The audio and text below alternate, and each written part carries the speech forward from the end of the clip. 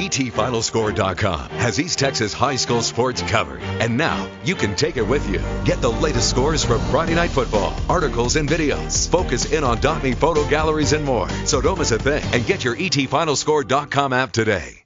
A great American in whose symbolic shadow we stand, signed the Emancipation Proclamation. This momentous decree came as a great beacon light of hope to millions of Negro slaves who had been seared in the flames of withering injustice. It came as a joyous daybreak to end the long night of their captivity. But 100 years later, we must face the tragic fact that the Negro is still not free.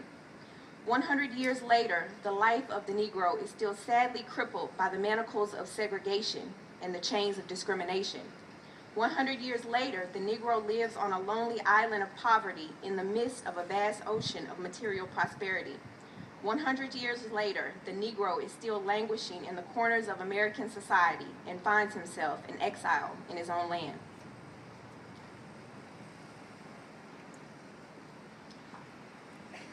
And so we've come here today to dramatize an appalling condition. In a sense, we've come to our nation's capital to cash a check. When the architects of our republic wrote the magnificent words of the Constitution and the Declaration of Independence, they were signing a promissory note to which every American was to fall heir. This note was a promise that all men would be guaranteed the inalienable rights of life, liberty, and the pursuit of happiness. It is obvious today that America has defaulted on this promissory note insofar as her citizens of color are concerned. Instead of honoring this sacred obligation, America has given the Negro people a bad check, which has come back marked insufficient funds. But we refuse to believe that the Bank of Justice is bankrupt. We refuse to believe that there are insufficient funds in the great vaults of opportunity in this nation.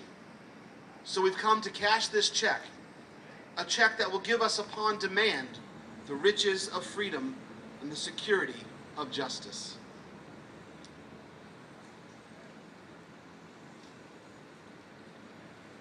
I have a dream that one day this nation will rise up and live out the meaning of its creed. We hold these truths to be self-evident, that all men are created equal. I have a dream that one day on the red hills of Georgia, the sons of former slaves and the sons of former slave owners will be able to sit down together at a table of brotherhood. I have a dream. I have a dream that one day even the state of Mississippi, a desert state sweltering with the heat of injustice and oppression, will be transformed into an oasis of freedom and justice.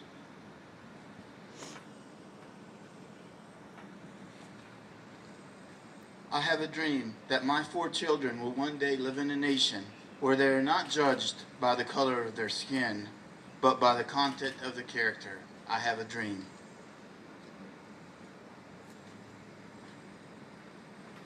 I have a dream that one day, down in Alabama, with its vicious racists, with its governor having his lips dripping with the words of interposition and nullification, one day, right there in Alabama, little black boys and little black girls will be able to join hands with little white boys and white girls as sisters and brothers. I have a dream today.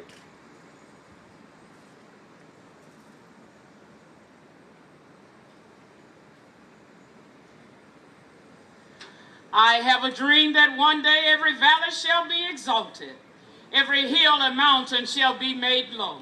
The rough places will be made plain, and the crooked places will be made straight. And the glory of the Lord shall be revealed, and all flesh shall see it together. This is our hope. This is the faith that I will go back to the South with. With this faith, we will be able to hew out of the mountain of despair a stone of hope. With this faith, we will be able to transform the jangling discords of our nation into a beautiful symphony of brotherhood. With this faith, we will be able to work together, to pray together, to struggle together, to go to jail together, to stand up for freedom together, knowing that we will be free one day.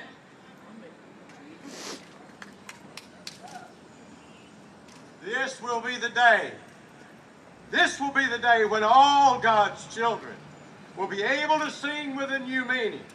My country, 'tis of thee, sweet land of liberty, of thee I sing. Land where my fathers died, land of the pilgrim's pride, from every mountainside, let freedom ring. And if America is to be a great nation, this must become true.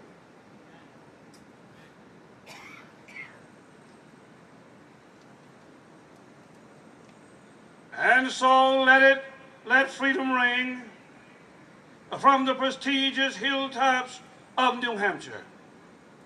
Let freedom ring from the mighty mountains of New York.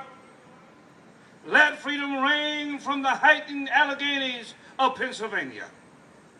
Let freedom ring from the snow-capped Rockies of Colorado. Let freedom ring from the curvaceous peaks of California. But not only that, let freedom ring from Stone Mountain of Georgia. Let freedom ring from Lookout Mountain of Tennessee. Let freedom ring from the hill and every molehill of Mississippi. From every mountainside, let freedom ring.